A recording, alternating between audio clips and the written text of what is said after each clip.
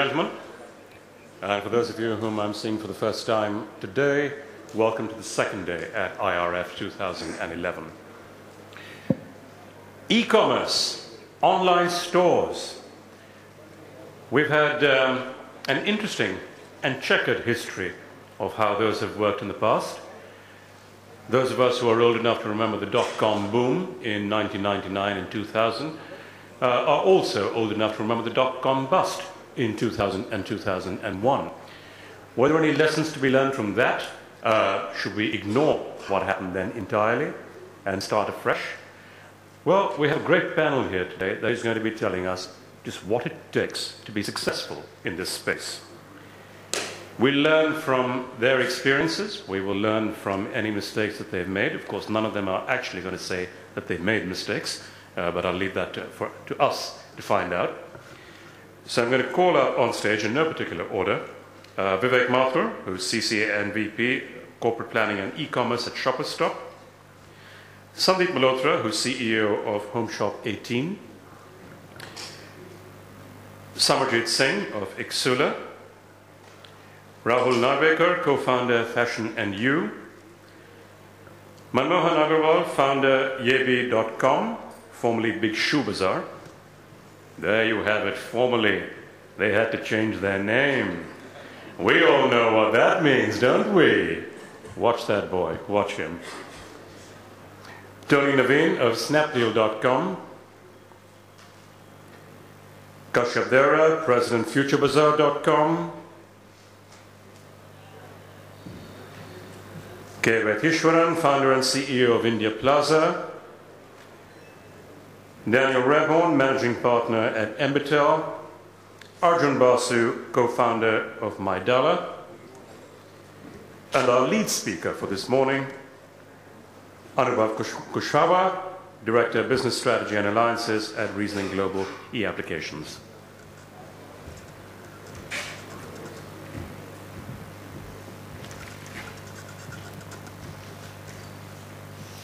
Morning, ladies and gentlemen.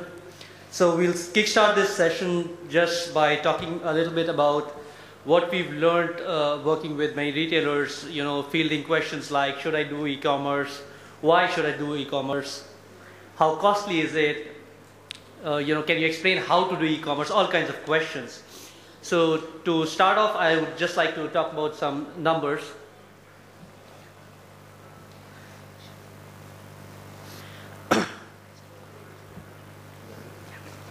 Yeah. So, as most of us probably know, in 2007, the Indian e-commerce industry was around 8,000 crores business, and today it's heading towards almost the 50,000 crore mark, which is almost a 4 times increase in the last 4 years. And a lot of people are comparing the Indian e-commerce story to the China e-commerce story. So I just wanted to talk about some numbers there also. China was doing around 2 billion e-commerce in 2005 and almost 33 billion in 2010. So that's almost a 17 times increase.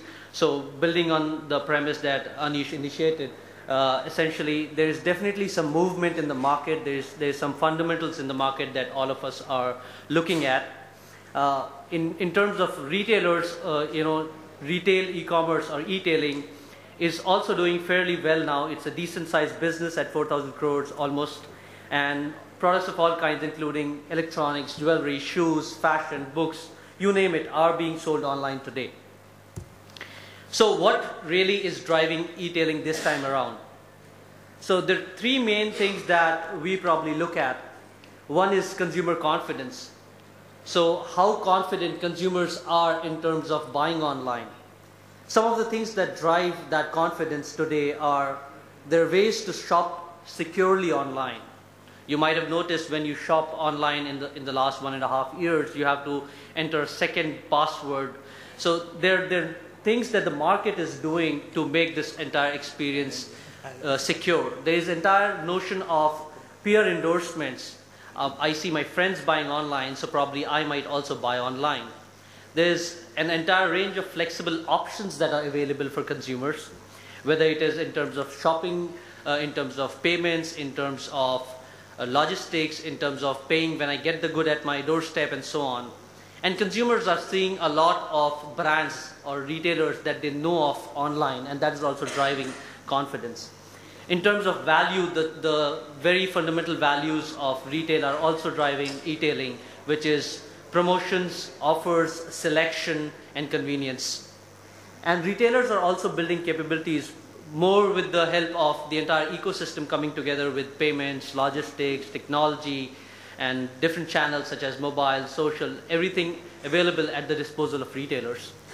So these are some of the factors that are driving today. If you look at consumer behavior, essentially today consumers are switching across channels really fast.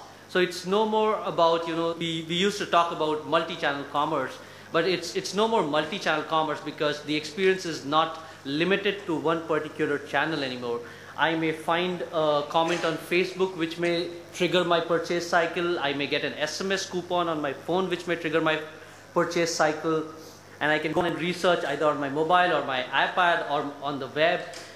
And I can purchase on any of these channels and so on and so forth. So the entire experience is slowly becoming channel agnostic, and it is more something like omni-channel commerce, or something like which is present across the channels. So for retailers, for businesses, all of us here are looking at all of the channels. Today we get a lot of questions around how should I do social commerce. This was not even there in the day of retailers 5-6 years ago. So we are seeing that mindset change, that awareness in terms of multi-channel commerce driving towards omni-channel commerce.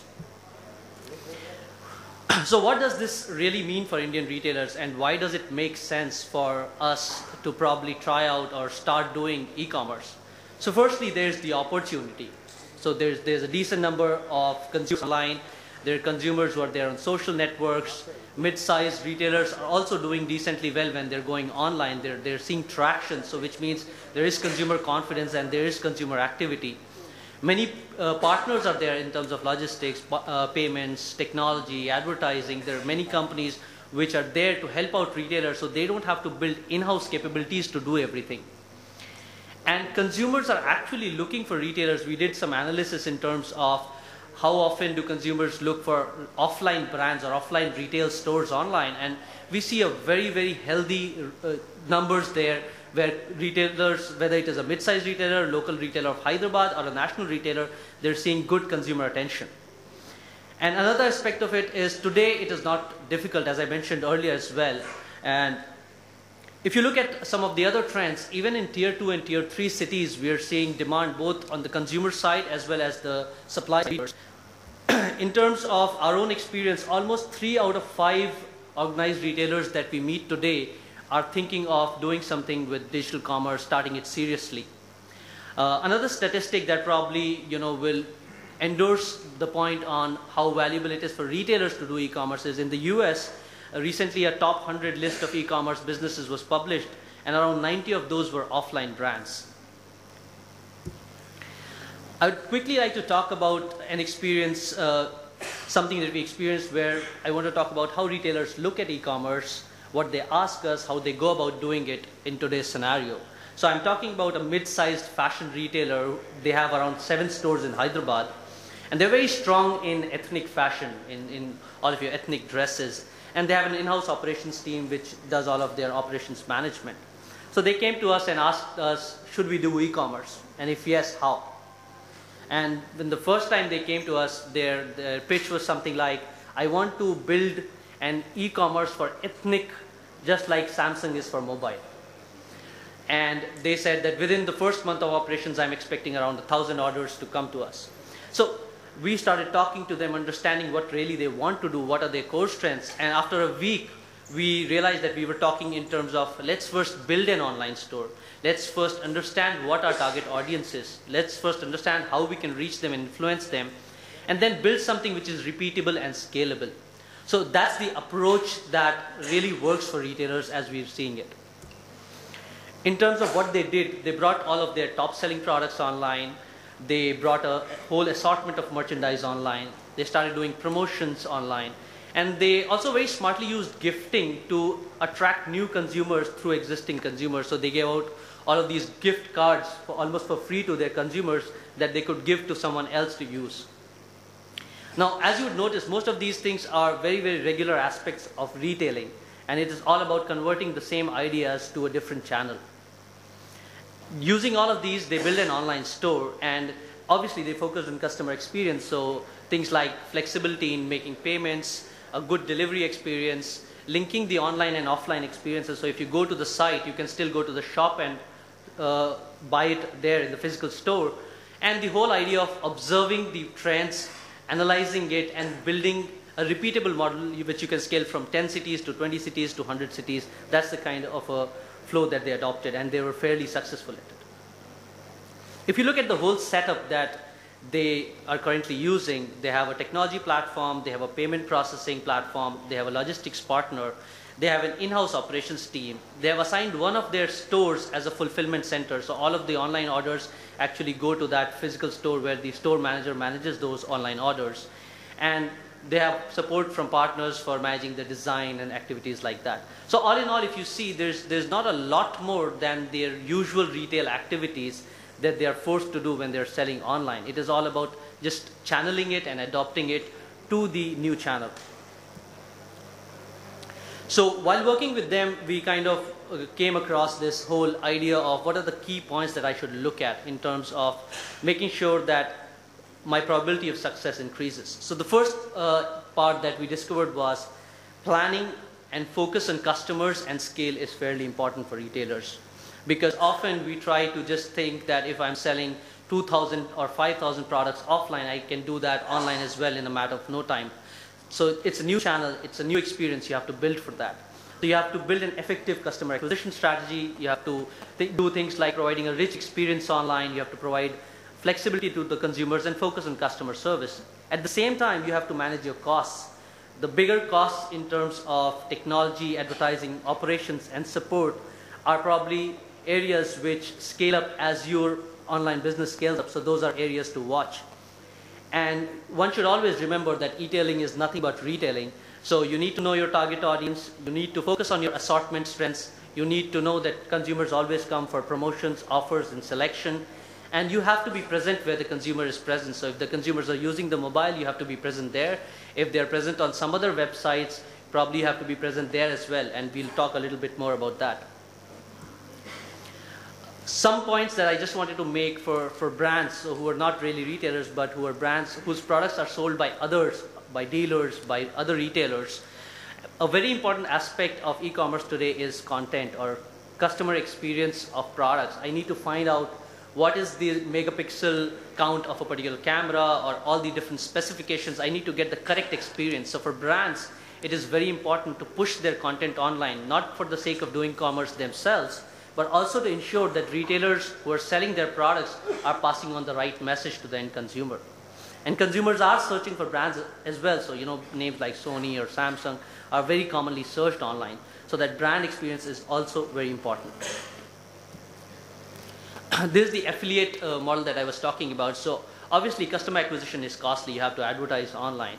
And a lot of people are using partners, whether it is portals who are already doing good amount of commerce, or whether it is a newspaper website, or whether it is a magazine website, or it is a bank website. All of these portals are becoming more and more open towards acting as affiliates for retailers to push their products.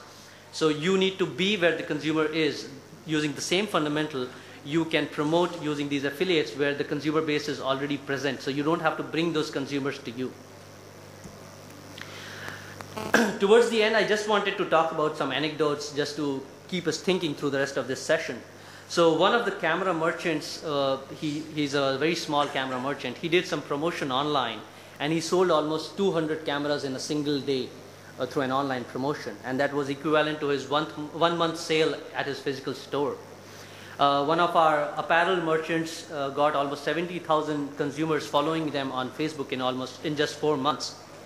We're seeing even costly products being sold online using EMIs or other payments instruments. And one of our clients even sells mangoes online today. And another story that I recently noticed somewhere was there's a village in China called the Qingyanglu village, where the primary occupation was farming not too long back. And in 2009, they did almost $120 million worth of e-commerce business. So what I'm trying to come at is that e-commerce is doable as long as you focus on the consumers and play on your strengths as retailers, as long as you're ready to reuse solutions and providers and partners which are there in the market so that you don't try to build everything in-house, as long as you're present across the channels wherever the consumer is, and as long as you understand that this is just like the retail business where you have to plan, sell, scale, and repeat. Thank you.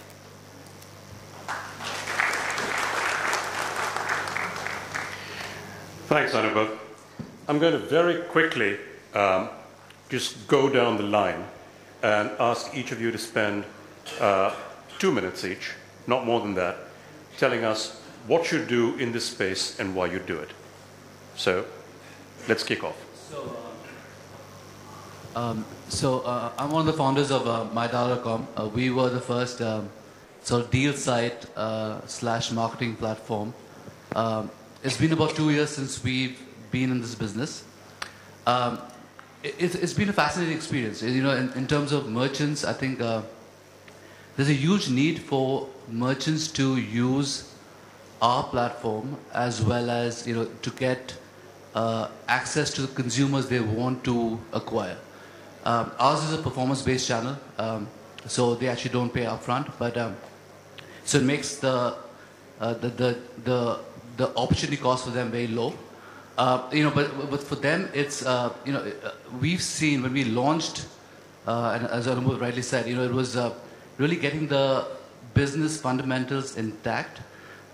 We used to do about 10 transactions a day. You know, this is back in December 2009, and you know, we scaled up rapidly in the last year or so.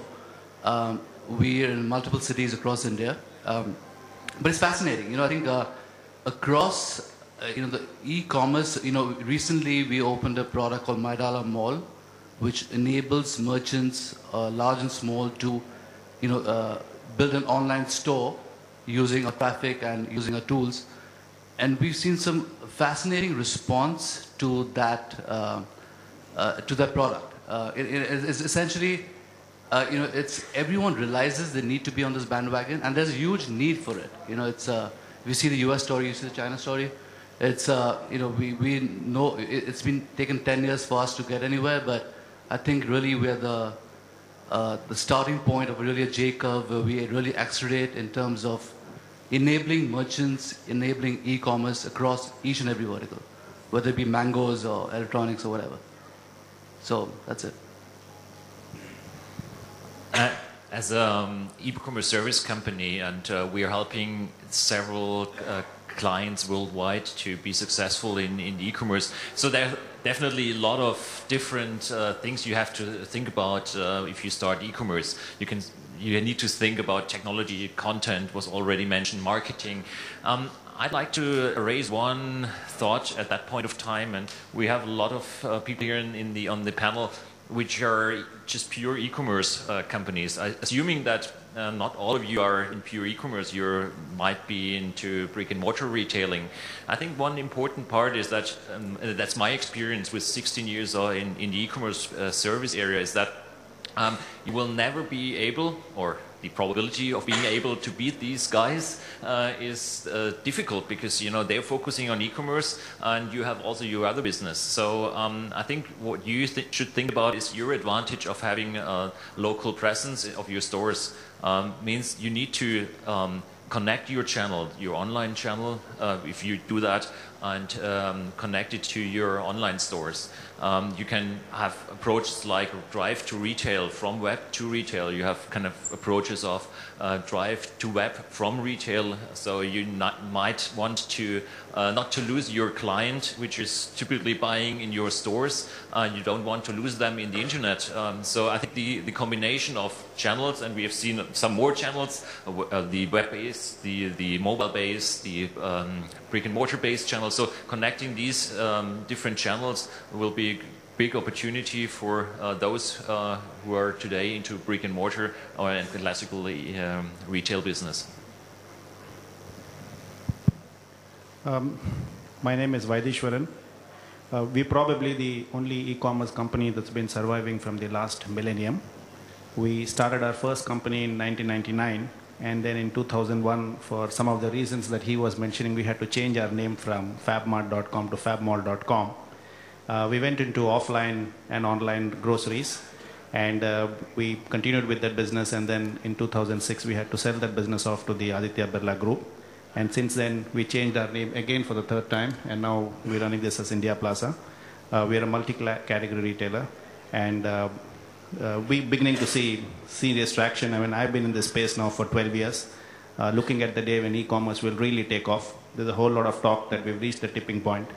My view is the tipping point is not yet reached. It is somewhere in the future.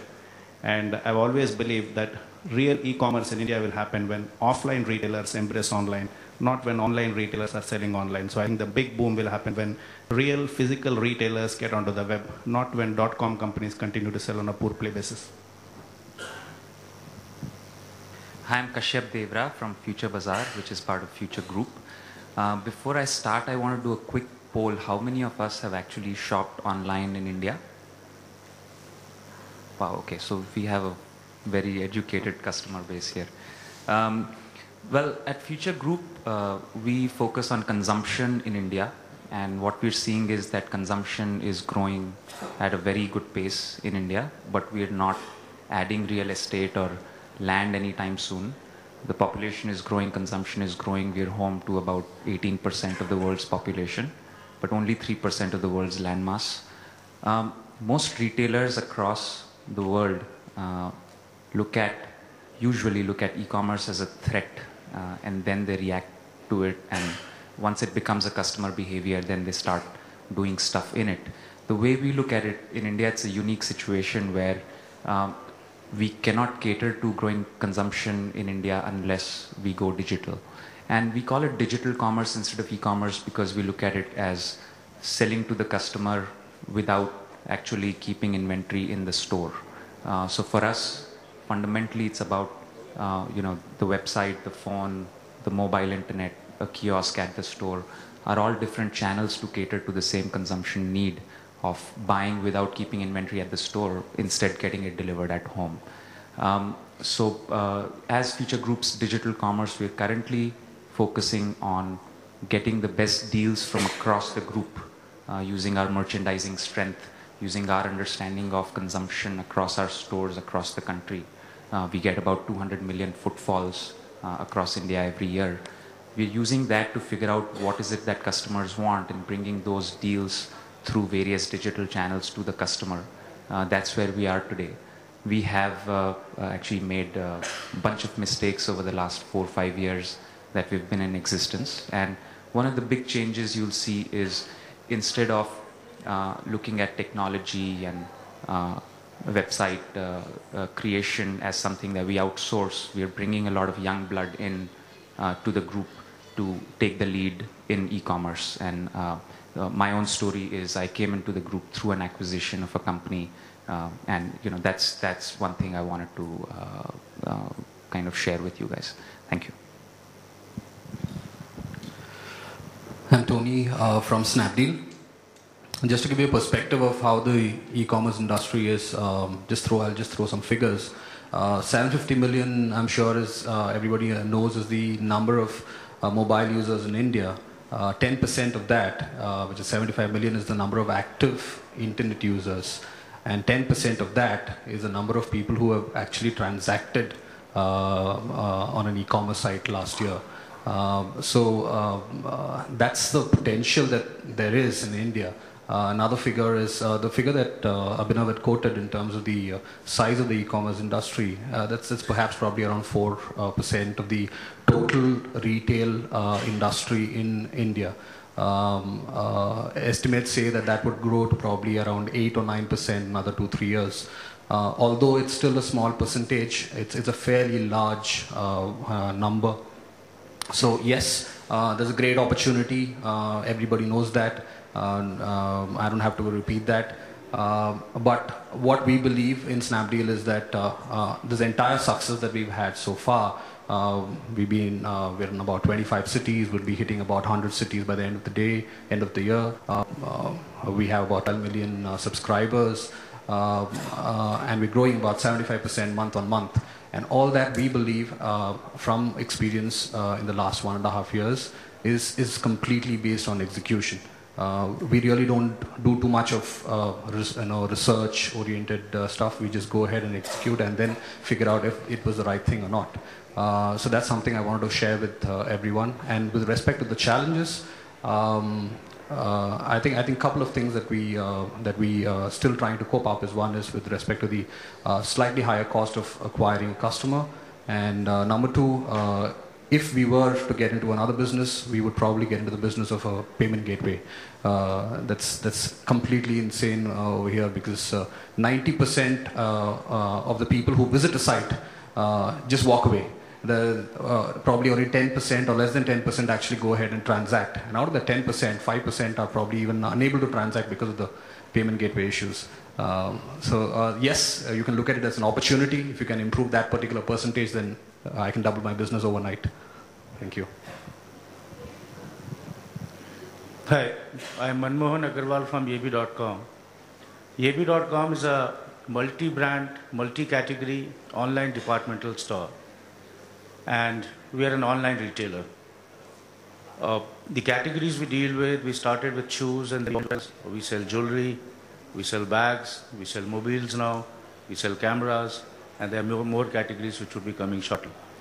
Now, one of the differentiators, I think, what Yebi brings here on online commerce or e-commerce is, and I'm not sure my other co-panelists will agree with this, is that e-commerce, which I strongly believe, is fundamentally about building a very strong back-end first.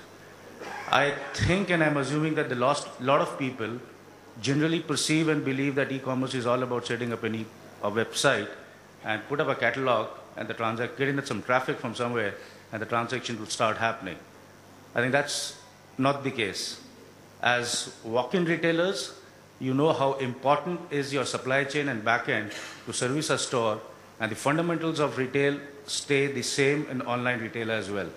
So all of us agree here that retailing is all about back-end and supply chain. So e-commerce or online retail is all about back-end and supply chain. So you have to have a very, very robust back-end to service your store. And in terms of, if I have to speak about the macroeconomic and how the ecosystem looks, I think I'll agree with Vedi that we are yet to see the tipping point. It's just started. It's not even started yet. We are just experiencing the very, very early days of online retailing. We are seeing people transacting. We are seeing a lot of people transacting from tier 2, tier 3, tier 4 cities. We are seeing people transacting with net banking from places where even couriers are not able to reach out to. And we are using, India Post and Speed Post also to service. So it looks a lot of exciting days are ahead. And one of my co-panelists also said that yes, offline retailers will come online. I have been sensing for the last 2 days that a lot of offline retailers are looking to set up their online stores, and they must do it. That helps in bringing that ecosystem faster and scale the whole industry much faster. Wouldn't be surprised that in 5 years or 6 years, we see some very seriously large online retailers as big as the offline retailers are today, or maybe larger than them. Thank you. Rahul Narvekar, passionnu.com. We are basically a shopping club online. Our front end is online, rest is all offline. To our members, and we have 2 million members currently, we bring access to the best of brands at very special prices on a daily basis. For our partners, which are the brands, we give them an opportunity to liquidate their excess inventory in a very short time. It's been almost a 2-year journey, and Anish, we have made a lot of mistakes. We continue to make them, and I hope we make more of them. We're trying to learn from them. My whole journey, if I look back, it's you attempt, because it was not done before. We attempt something. It's a mistake. It's not a mistake. You get to know when it actually goes online. Challenges, I agree with Mr. Agarwal, is logistics, payment gateway, tier 2, tier 3, tier 4, tier 5 is growing very fast. We sometimes get surprised by the kind of buying that happens. I remember we put up this very high-end watch, and after discount, it was 3,80,000. Somebody bought two within the first 15 minutes. Turned out to be a gentleman based in Hubli, Dharwad. He wanted to pay cash on delivery. Our challenge was how do we collect the money and ensure we send the watch to him. These are good challenges to have. I'm sure going forward we will solve them. Thank you. For 3 lakhs, I would fly down to Hubli myself. Hi, I'm Samarjit Singh. I represent a company called Ixra. We provide technology and online content and online marketing solutions only to e-commerce companies. I think I'll speak from two behalf. I've spent majority of my career being an online retailer, and last 4 years I've spent on the other side of the field serving online retailers. I actually had my notes, and we've been working in the Indian market for the last 1 year. Predominantly, we've been working in the US market. And I have 3 very, very key observations. They could be more inexperienced observations because they're only 1 year old. But I still would like to share because I do think that I should share in an audience of such an esteemed retailing community. Observation 1 is, I think all the retailers in India are struggling, and especially the e-commerce heads. I think Vivek and Kashyap may agree with me or may not agree with me. Each of the e-commerce websites has another store. I fundamentally think that's where the biggest set of problem within a large e-commerce company or large retail company lies, because I'm sure it's actually not a store, it's a channel. It's a completely new way of doing things. Yes, the fundamental concepts are same, but it's a different way of doing things. You're not keeping inventory in the store. The customer is not able to touch it. How is it same? So I think as retailers, as heads of companies, one of the big things I would say is do not consider your e-commerce channel as a store, because that will really ease off a lot of things as you start thinking about e-commerce. I think the second point I would like to, and I'll say this, I think it is exactly happening in the US market. If you look at IRF 500, which is Internet Retailer 500 list, you will see so many pure play players. And actually this panel is also a representation of it. We have 2 retailers with the online representation, and rest are our pure play players constituting IRF 500, rather retailers constituting IRF 500. And this is after 11 years of e-commerce being significantly large in the US. I think the second point I would highlight is digital is a better medium. I firmly believe it. I've spent 11 years in this medium. But it's not a magic wand. Because I have seen if you open up, the expectation from a store is to break even in 3 to 4 years. And I think the opening presentation, it was clearly highlighted that the expectation from an online retail store is 6 days. People expect 6,000 orders that fast. I do understand digital can do it fast, it can do it really fast. But in comparison to an offline store, it can't put up a magic wand and make it happen. So I think a lot of people did share their opinion that you need to do your own task. It will happen faster, but it will not happen in a jiffy. It's surely not going to happen in a jiffy. And that's my second learning. My third learning is the biggest dichotomy, which is buyers first or the supply first. I'm sure all across the world, you open a store, you put the supply first, and then the buyers come. Whereas I think the expectation within the online world is more tilted towards let's have buyers first and the supply will gets buyer first and then we'll put the supply. In fact, I would actually put an example in terms of numbers. I don't think so more than 3 to 4% of the country's total product inventory is online today. If 3 to 4% of the product inventory is online, how do you expect people to buy? That's it. Thank you. Hi, I'm Sandeep, and I represent Home Shop 18. I think I completely agree with Manmohan here when he said that e-commerce is not about a beautiful website and a catalog. I think that's the least important thing in e-commerce or any. At Home Shop 18, we've looked at this business as an alternative distribution platform. And this platform we've built on 2 channels, a 24-hour television channel and an e-commerce business. This is fundamentally a place or a catalyst where if a brand, which is a city-centric brand or a retailer wants to go national, I think Home Shop 18 is the ideal choice. It goes on television and it goes on web and you reach 3,000 cities in a flash. No other medium can reach you as far and as deep as this environment can. it's not just a alternative distribution platform, it's a retail plus model in many ways. Because in this, it's about building a sourcing organization. It's about building a logistics, supply chain, warehousing organization. It's about building a technology company. It's about building a marketing organization. It's also about building your own BPO and your consumer interface. So it's a lot of companies, it's a lot of verticals that come together to deliver one product. Anyone who's thinking of getting into e-commerce, don't get into it from a valuation. Don't get into it to make quick money. Money is not going to get made quickly. But does it work? Yes, it does. Home Shop 18 is 3.5 years old. And I think everything sells. There are customers who are shopping at Home Shop 18 across 3,000 cities. Today, we are 4.5% of all the cameras sold in the country today. Today, we are the second largest retailer for mobile handsets in the country, across physical and virtual. You sell as many as 30,000 saris a month. You sell many crores of jewelry every month. Everything sells as long as you can get your delivery mechanism, your consumer promises, and you can get the product quality right. And that's what we do at Home Shop 18. Hi, Vivek from Shopperstop.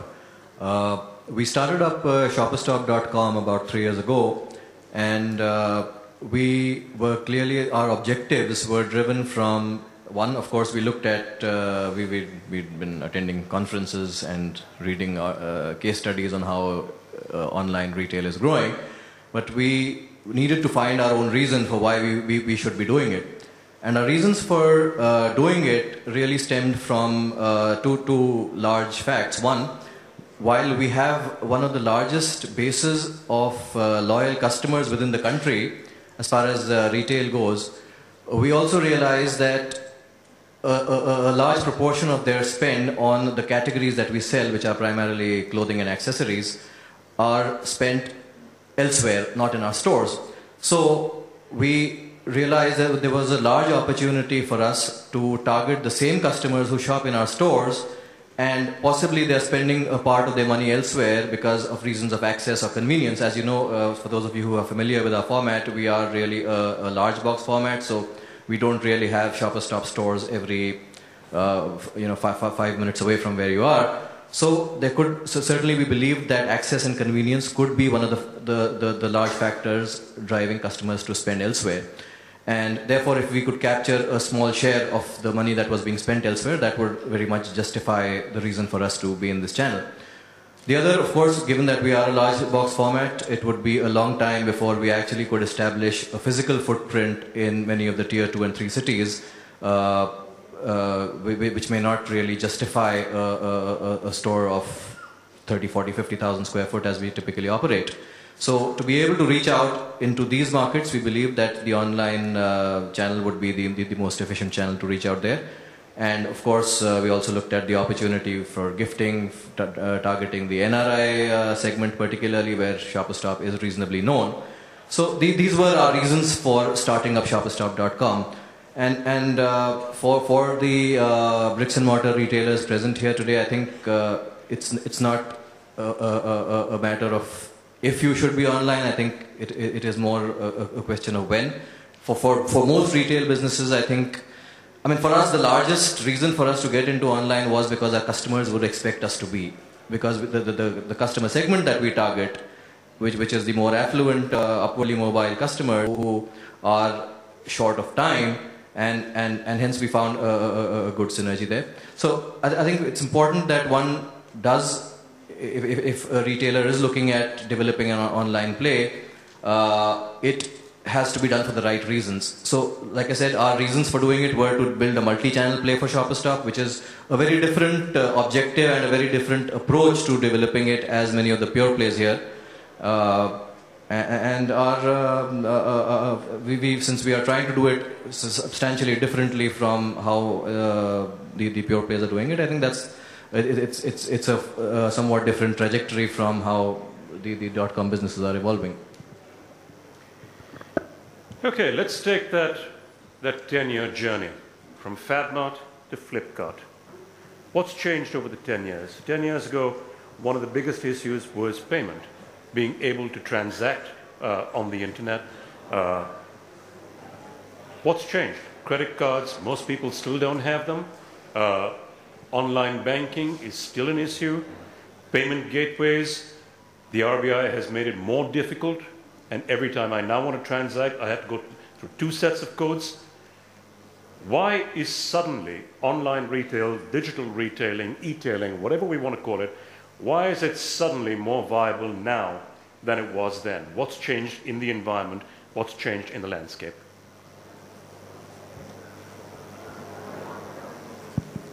So many things have. We've seen several changes. Yeah. So over the last 12 years, we've seen significant changes, and the big one is the number of people on the internet itself.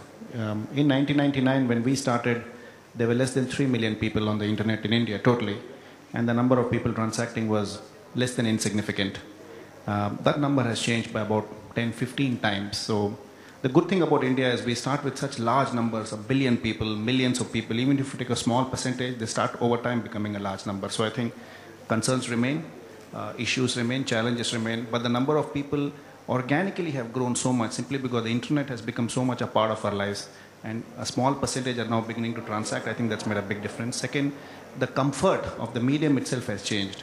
Not driven by online shopping. So if you look at the apex of the behavior of a consumer online, typically they'll start with multiple things, and paying money is the most difficult for them. But what they have done is, because they become comfortable with the other parts of the web, including social, and more importantly, in my view, internet banking and online travel, which is buying tickets, has convinced them that this is not only a medium that works, but is actually a safe medium to transact. To me, those 2 changes are really the reason why people are finding it far more, in a sense, convenient and comfortable to buy online. Plus, life has become difficult in cities. It's really, really difficult in terms of infrastructure. In terms of tier 2, what has changed is that malls and the large malls continue to be in the large cities. The shoppers in small towns and tier 2, tier 3 have always competed with their richer cousin in Bombay and Delhi and Bangalore to get the same selection in large retail stores. I think the internet stores have eliminated, in a sense, that discrimination. I think those are the reasons why you're seeing this traction happening. Well, as we've heard, the tier 2, tier 3, tier 4 are the ones that are driving sales for a number of people, whether it's Home Shop 18 or whether it's online presences. No, I just wanted to add to that, Anish. I think we have changed as a country. You know, if earlier, 10 years back, I was a trader or a business guy in a small town in tier 2 or tier 3 city, my basic mentality was I would not flaunt. You know, I would lead a very frugal lifestyle. I would not flaunt too much in that city. But if you look at the young generation today in an Aurangabad or a Kanpur or Ahmedabad, they want the best of one. They want the BMW 5 Series. They want to wear Gucci. They want to have the best of. So I remember when we did the first large transaction which happened on my site 1.5 years back. This lady bought a Tag Heuer watch, 1.5 lakh rupees worth. And since it was the first thing, I took the call and I spoke to her. And what I understood, she says, you know, you must be wondering why I'm buying this at a discount. And it turned out to be a miner's wife. She said, I have homes in Delhi, I have in Bombay. This is for my husband. If I buy it from Bhubaneswar, she was from Bhubaneswar. If I buy it from Bhubaneswar, the entire town will get to know that I bought a 1.5 lakh rupee watch. But in your case, there's a box that's going to come. But she wanted a particular Tag Heuer watch which she had seen when she was traveling abroad. A lot of Indians are now traveling globally. People in Calcutta fly more to Bangkok than they fly to Delhi.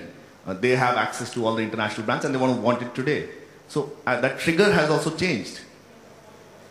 Sandeep, you had a call on that? Well, I think it's all been said. I think business objectives and the way entrepreneurs looked at this business 10 years ago and now has also changed dramatically. It was all about eyeballs earlier. It was all about a beautiful homepage. It was all about a catalog. Now I think it's the realization has set in that it's none of those. It's actually about transactions. It's about logistics. It's about supply chain. A lot of things have changed. Also, I think there's a realization India has the most expensive real estate. How far are you going to keep building physical stores? India has 5,000 cities and only 2,800 of them have a motorable road. How do you get your products around? So lack of distribution of products, I think, is the biggest opportunity why virtual retail seems to be the ideal solution. Well, I think that's a very valid point that you've raised. Back in 1999 and 2000, one of the things that we kept hearing was, what's your revenue model? And I had to keep turning around and saying, we don't have a revenue model, we have an earnings model. If it doesn't make money, we don't do it. Yeah, and I agree with everything that my co-panelists have said about what has changed, but I think additionally what has changed is also the visibility that this sector has got, due in no small measure to the funding that it has attracted over the last couple of years. And I think that in many ways reminds me of how retail was, or modern retail as we call it, was in the 2000 to 2005 period, where certainly a lot of fundamental changes on the ground were happening. There was a lot of growth, there were a lot of people going, a lot of customers were shopping there, a lot of new stores were coming up, but possibly the hype was disproportionate to what was actually happening. And in some sense, this reminds me of how retail was a few years ago. I mean, and I think that is really what I would like to underline, as Sandeep also said, that we should not be looking at this as a business which is driving valuations, but there are fundamental reasons for retailers to be present in this channel and building this. Yeah, that's I think something else which has changed in the last couple of years. Anubhav, let me bring the microphone back to you. You talked about, yeah, absolutely. You can't shut them up, can you? Give them a microphone once and that's the end of that. See, how I think is, e-commerce is not happening now in India. E-commerce in India has been happening for the last 6-7 years. We have seen matrimony sites coming in 6 years ago. We've seen Naukri.com happening. We have seen travel happening. What we are seeing in the last 2 years is online retail happening. And one of the points I want to emphasize here, what I think is, online retail or e-retail is nothing but a logical extension of modern or organized retail. In India, we have seen organized retail happening only in 5-6 years. So therefore, e-retailing on digital commerce has also started happening now. Okay, Anubhav, let's get it back to you. Let's talk about the logistics of making this actually happen. I mentioned payment and how difficult it was then. Has it actually become easier now? Is it easier to transact, whether it's online on a screen, whether it's mobile, and that's something that we haven't really discussed, but that's a new channel that's available in India. Is it actually easier now to pay on your device than it was? So before I answer that question, I'll just want to make one small point. You know, we're talking about differences. The biggest difference is almost no one on this panel today mentioned an Alexa ranking, and almost everybody mentioned a supply chain. So I think the focus in terms of realization of what it takes to do retail online has come into the picture. In terms of capabilities, so for example, payments, probably yes, there are challenges today as well. But if you think of it, as far as I know, almost 10 years back, if you had to get a payment gateway from one of the banks, you probably had to submit your entire family hierarchy along with resumes to them. So it was fairly difficult. So there are challenges, but today almost every physical retailer can go and get a payment gateway at least. And the security is there, so with this dual verification and so on, although you find it a little inconvenient, but the security is there. We're not hearing of too many fraud cases in online retailing that are happening. So there's a lot of subtle messages that the market is giving us to say that capabilities are being built, and there are businesses who are focused on those capabilities. There are a number of payment gateway providers who have come up as businesses in India today. It has become a viable business. They're focusing just on solving that problem. So it's not just the banks. There are other aggregators who provide payment instruments across banks. So all of those kind of facilitation that has happened has definitely simplified the problem. It probably has not entirely solved it, but it is definitely simpler now. Okay, I'm going to throw the floor open. 2 questions. So can I just get the house lights up? Because I suspect we could sit here and talk to our heart's content, but there are on-the-ground problems. Can I get a microphone here, please? And can I get the house lights up completely?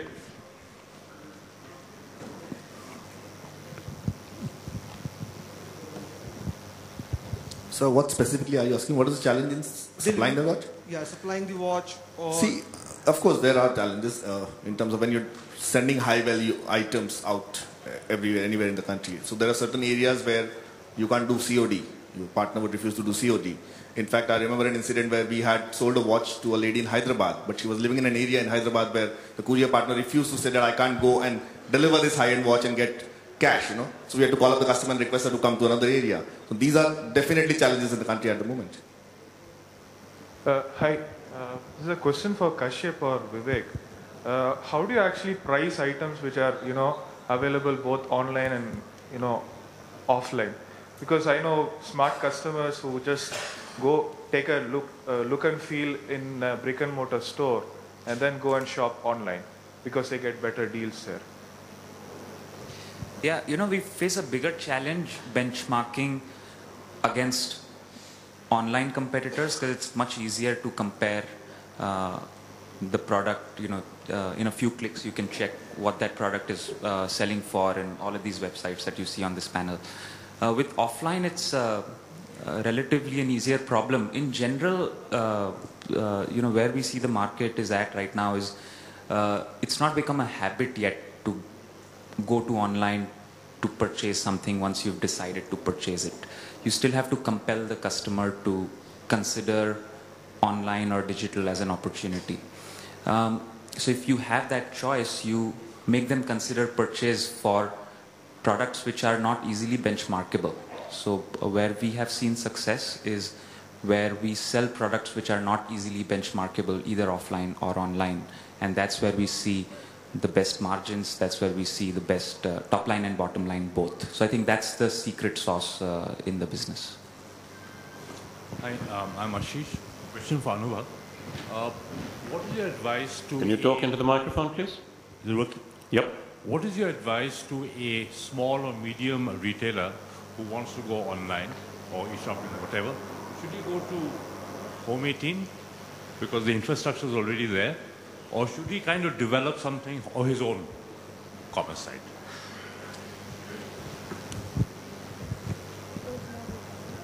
So I think the answer lies somewhere in between. So it's almost like you usually don't ask yourselves the question whether I should open a store in a single store in Hyderabad or whether I should open another store in the mall. It's something like that. So obviously there's values on selling products where everything is set up, consumers are already there and they're purchasing, so you become a part of the supply chain there. But what about consumers who are specifically looking just for you, or questions like, can you get your entire assortment out on a marketplace? So there are multiple questions that you need to answer before you decide, and usually the answer is that you need to have your own presence along with tying up with affiliates and other partners who have consumers. How that helps is in two ways. One is not every consumer knows you, and consumers like to verify a lot. So if you're present online, it kind of validates that you're a retailer who has this merchandise, you're selling this merchandise. A lot of retailers may end up coming to you or end up buying somewhere else, but eventually you're just creating the entire ecosystem of presence. As I was talking earlier, also it's about being present almost everywhere now. It's not about here or there. Can I just jump in over here and ask something that's... Sorry, give me 1 second to do a follow-up on that. At the end of it, you are a small or a medium retailer, you want to get into the space, you could go to Home Shop 18, you could set up on your own. Let's look at the setup on your own environment. What is it actually going to cost me? What is it going to take in terms of resources, in terms of the manpower, and the people I need to put? What's it going to cost in hard cash? So, you, Daniel, someone? So of course it very much depends on what you already have in your organization. So you have seen this case of... So let me ask, what do you have in your organization? Yeah. Nothing, right? You've got nothing in your organization right now. I've got Z. I'm starting afresh. You're starting fresh, okay? So I think what you definitely need is somebody who's taking care of the online sales, like kind of a store manager. You have that store manager as well in your brick and mortar stores. That's what you definitely need. So many of the other things you can outsource as well. So logistics part, warehousing, your partners, you don't have to buy it as a whole package. So you can really control these kind of suppliers as well. So you don't need to do it in a centralized warehouse. So you have maybe some local players in the market which can fulfill your part. But definitely you shouldn't at least take or give the control of your whole supply chain to somebody else. That's what we've seen, and many companies stepping back from that approach, giving away all the responsibilities. They taking at least 1 year, 1.5 years later, they take back part of the responsibility, and maybe they're doing a multi-vendor strategy at the end of 1 or 1.5 years. Samarjit, hard cash, what's it going to cost me? I'll take a little contrarian view to Daniel. I would say if you're running an online business, there's significant expertise required on the online marketing side of it, on the operation side of it, customer service side of it. So outsourcing the entire thing to somebody else may be an interesting option. Specific to your question on multi-channel, my answer would be whosoever doesn't charge you a setup fee, why not be there? Until unless that's a stupid decision to make, right? It's very simple. Nobody's charging a setup fee, why not be there? The second answer could be yes, if they're charging up a setup fee, then it's an important decision to be made. So just to throw a figure at you, I had set up an e-commerce site for about 25,000 rupees. So that's the cost of setting up an e-commerce site. Obviously, the back end is not something I've included. But having said that, that's just the front end of what you see on what customers see. Everything, all inclusive. At the end of the year, how much do I need to budget? Sorry? At the end of the year, how much do I need to budget? No, I've just told you a plain and simple website which can sell a product or a service. I wouldn't be spending more than 40,000, 50,000 for an entire setup. Okay. Now to run it is a completely different thing. Now I don't want to give the wrong impression over here. Just give me the right figure. No, I just said 50,000 rupees max. I had set up that's to set up a website. Yes, exactly. exactly. I want to know to run my digital retailing business. What's it going to cost me at the end of the year? Why will no one give us an answer? You notice dead silence on this one here. So to run is completely a I'll even take the figure in euro. Euro, dollars, just give me a hard number.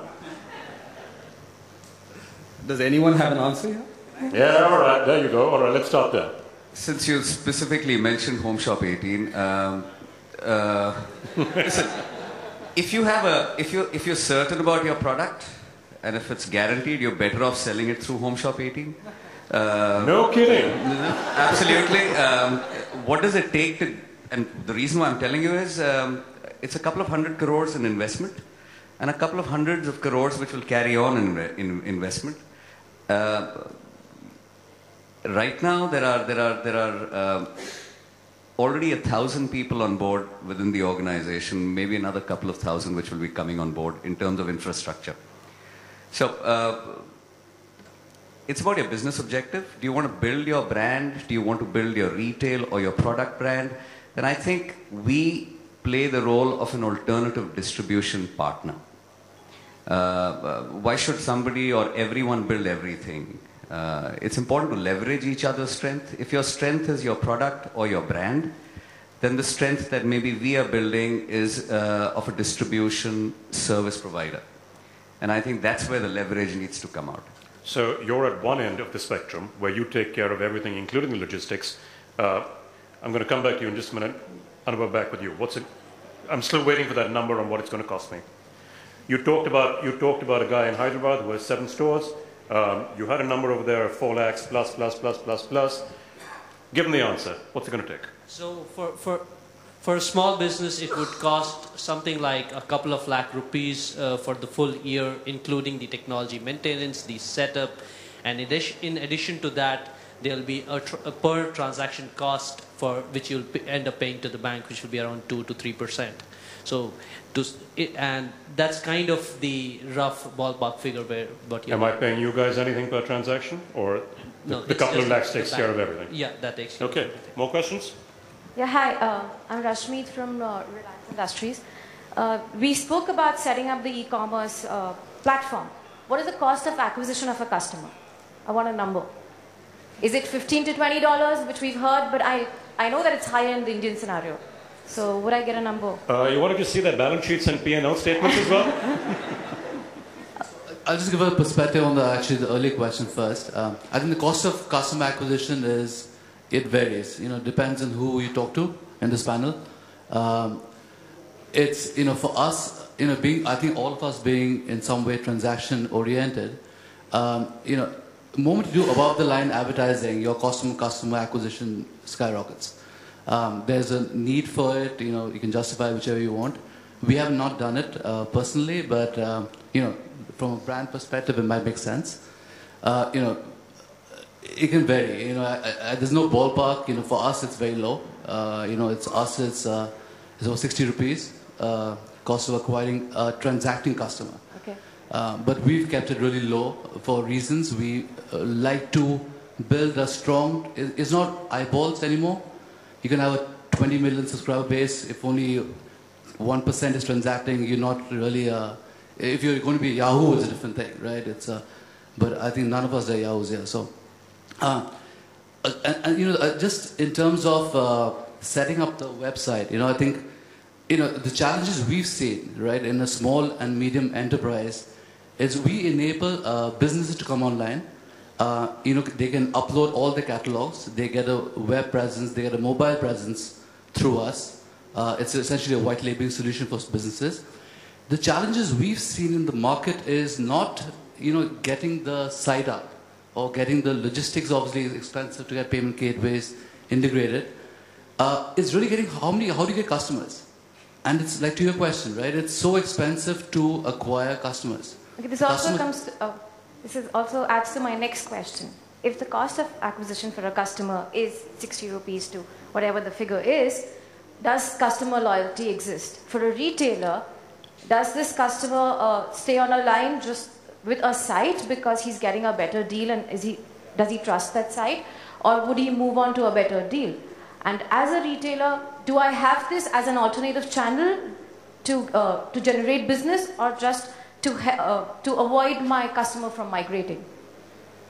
I think customer loyalty is very key. I think it's very difficult to retain a loyal customer. Customers will go where the best deal is, where the best pricing is. Customers are super smart. They'll check out all the sites, the aggregator sites, which have all the products listed. So it's you can't fool a customer. They'll go and buy at the offline retail shop if it's price. People are very price sensitive in India. That's my so we have a huge customer loyalty program within Maidala itself, which enables people to aggregate points, and it's like an airline program. So that's been very useful for us. Vivek, you want to take that one on customer loyalty? Since you have an on-ground program, does that translate online as well? Yeah, again, I don't think there is any intrinsic difference in terms of customer loyalty, whether offline or online. Probably the largest difference being that here it is much easier for a customer to switch. So whereas in the real world, you do have certain part of your loyalty would be driven based on locational convenience. So I may not. I would prefer to shop at a store which is the most convenient, but here the cost of entry and exit is zero. So it is much easier to switch, and therefore we do see the internet being seen as largely a deal and discount driven medium.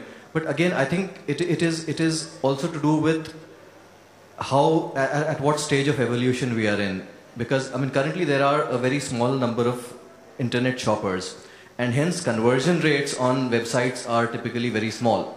Now as the number of shoppers grow, the conversion rates will grow, and consequently the cost of acquisition shall come down. And today it is much cheaper to give a 20% off for any retailer to give a 20% off on a transaction of 1,000 rupees and get a new customer than to pay maybe 700 rupees to Google to get one customer. So there's a choice which one has to make. Okay, I have a question back there. Yeah, my name is Shikha. You're going to have to talk into the microphone. My name is Shikha. Am I audible? Yep. Okay. My name is Shikha. I'm from Bharti Walmart. What I wanted to know, we all talk about supply chain. So what is the kind of, if you could give me some indicative numbers on logistic costs that you guys are facing, more specifically Home Shop 18, broken up by warehousing and and distribution. Okay, can we do that in the logistics session, which is going to be this afternoon? Then I have another one. If I could understand the challenges that you're facing in Future Bazaar, specifically on the multi-channel experience that we are trying to get into. Yeah, take it, Sandeep. Well, ideally we should do this offline because this is like my scorecard. But nevertheless, variable cost for us is within 3.5% at the moment as a cost of operation. Infrastructure that we've got, which is an outsourced infrastructure, currently is about 11 warehouses across the country. What we are also now building is a feet on street, our own delivery mechanism in at least the top 10 cities, which would be by the end of this year roughly about 3,000 people. Then there are various other costs, which are costs of packaging, inventory management, inventory technologies. I think that is something that we can discuss after this session. I have to take the mic. I have time for one more question, so I'm going to give it to the girl next to you. Thank you. Hi, my name is Manisha, and I'll just give you a case study. The company here is Tough Cool Retail. We've been importing global brands into the country, and essentially high-end mobile accessories. And we go about distributing it to Apple stores, Chroma, so on and so forth, the large format MTAs of the world. Now, all these guys cannot stock or have the entire range of all the brands that we have. So which is why we thought we should go ahead having an online store. Now my question is, why should I go about discounting a product which is easily acceptable, desirable in an offline environment, but when I come into the online forum, the first thing that comes is, what is the best price that you're going to offer? So how do I, cater to this?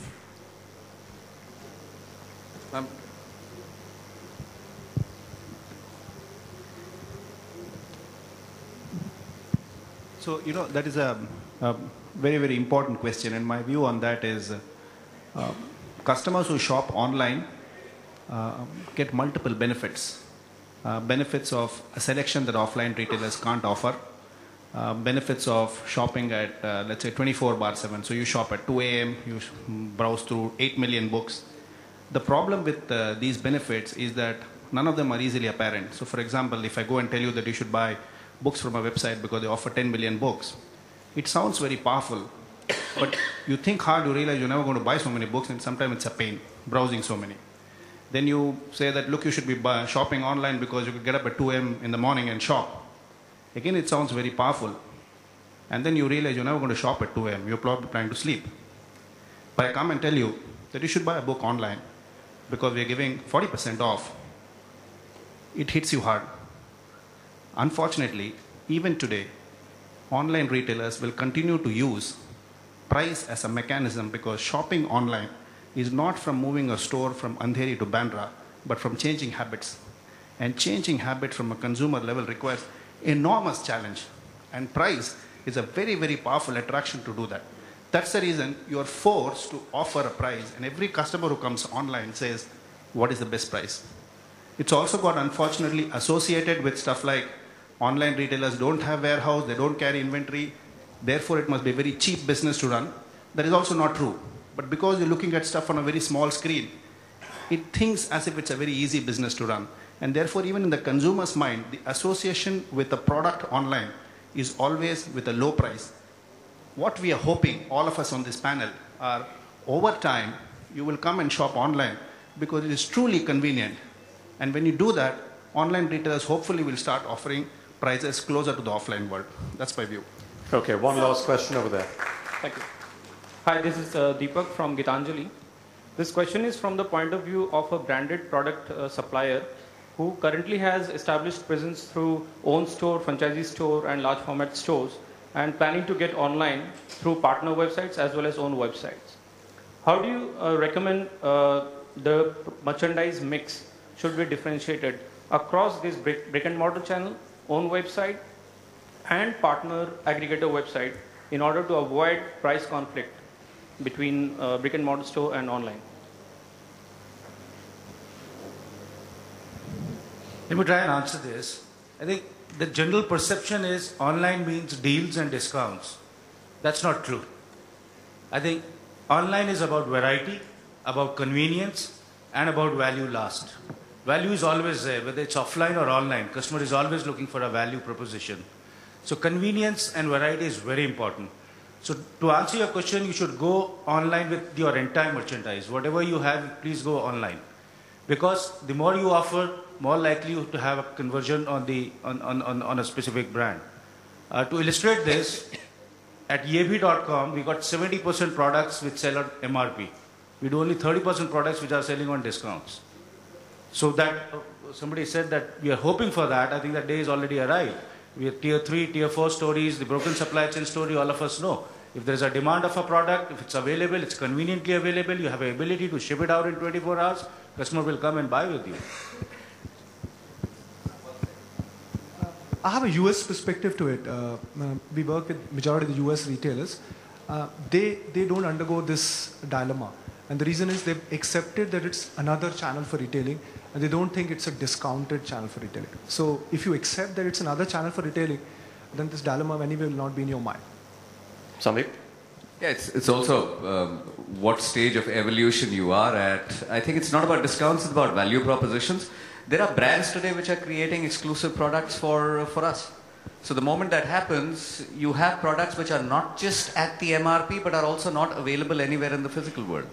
So there are international brands which are wanting to come into the country.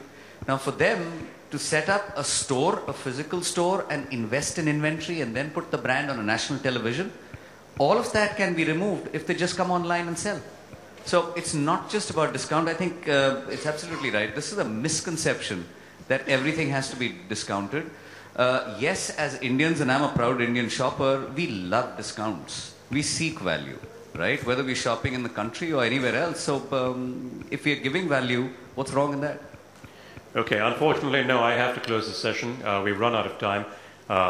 Everyone's going to be around, so please catch them offline. I know there are a number of questions that you have that would probably be best addressed off the stage rather than here. I'd like to thank my panel. You've been great. You've certainly stepped up a lively discussion both on stage, and I know it's going to continue down there. So, gentlemen, thank you very much for being here.